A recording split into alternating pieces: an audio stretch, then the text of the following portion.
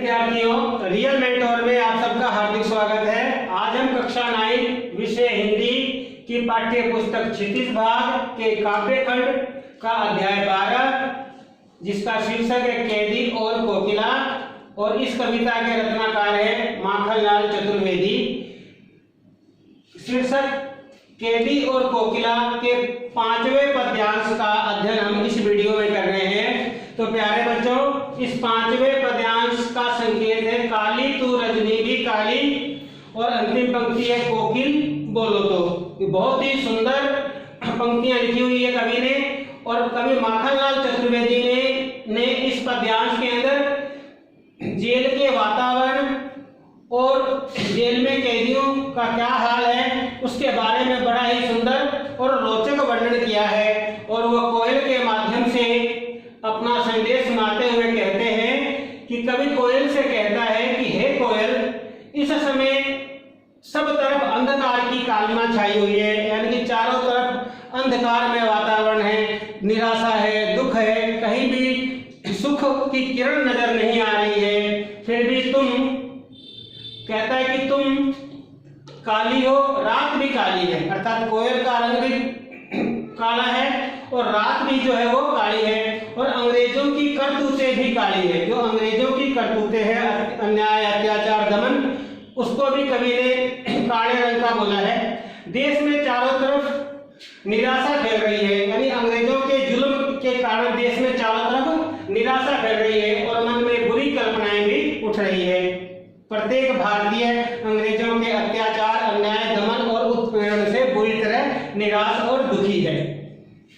हमारी, अब कवि अपनी वेशभूषा का वर्णन करते हुए कह रहा है कि हमारी टोपी और कंबल का रंग भी काला है, हमारे हाथ पैरों में जो हथकड़ियां हैं उसका रंग भी काला है, वो भी काले रंग की है। जेल में जो पहरेदार हैं, पहरेदारों की हुंकार भी नागिन की तरह काली और जहरीली है।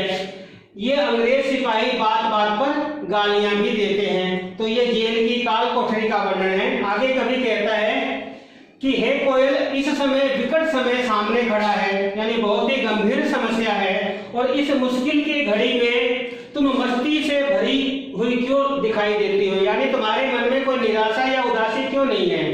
तुम हम क्रांतिकारियों को मस्ती से भरे गीत क्यों सुनाती हो, अर्थात आशा और उत्साह से भरे गीतों को तुम इस कारागार यानी जेल के पास क्यों गा रही हो।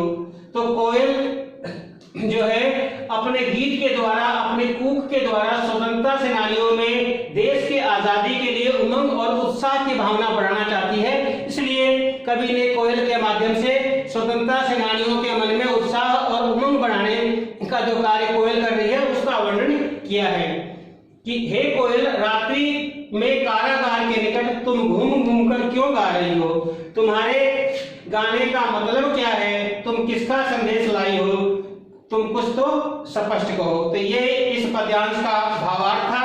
अब इसमें पहला प्रश्न है, पद्यांश में काली शब्द का प्रयोग बार बार क्यों किया गया है, यानी इस भावार्थ में भी देखें तो काली शब्द का कई जगह प्रयोग हुआ है, जैसे कोयल के लिए तुम काली हो, रात भी काली है, अंग्रेजों की करतूतें भी काली है, जो स्वतंत्रता सेनानी है उनकी टोपी और कंबल का रंग भी काला है, हथकड़ियों का रंग भी काला है, जो पहरेदार है उनकी हुंकार जो है वो भी काले रंग की है। तो इस पद्यांश में बार बार काली शब्द का प्रयोग क्यों किया गया है। तो कवि कहना चाहता है कि परतंत्र भारत में, यानी कि गुलाम भारत में चारों ओर निराशा रूपी अंधकार छाया हुआ है। अंग्रेजों की काली करतूतों के कारण अन्याय, अत्याचार, उत्पीड़न, दमन से सभी भारतीयों को कष्ट झेलने पड़ रहे हैं। संकटों का सागर भी काला दिखाई दे रहा है। कवि ने अंग्रेजों के सभी प्रकार की यातनाओं के लिए काली शब्द का प्रयोग किया है।